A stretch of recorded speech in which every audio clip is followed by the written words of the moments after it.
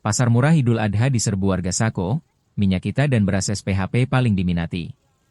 Menjelang Hari Raya Idul Adha 1447 Hijriah, pasar murah yang digelar pemerintah Kota Palembang bersama Dinas Perdagangan di halaman kantor Lurah Sako, Selasa pagi, 19 Mei 2026, dipadati warga sejak pagi hari.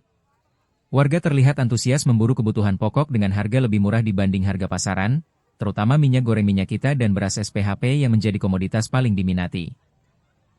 Bahkan, stok minyak kita yang mulai dijual sejak pukul 7 WIB habis terjual sekitar pukul 8.30 pagi. Antrean panjang juga terlihat di lokasi penjualan beras SPHP. Warga rela mengantre demi mendapatkan sembako murah di tengah harga kebutuhan pokok yang masih tinggi di pasaran.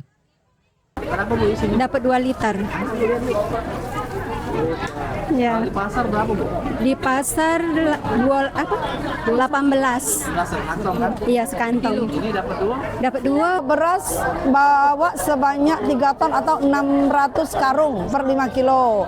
Minyak juga sebanyak 600 liter dari Bulog, 600 liter dari PT Indokarya Internusa dan juga ada PT Raja Wali. Jadi banyak stok hari ini untuk minyak kita.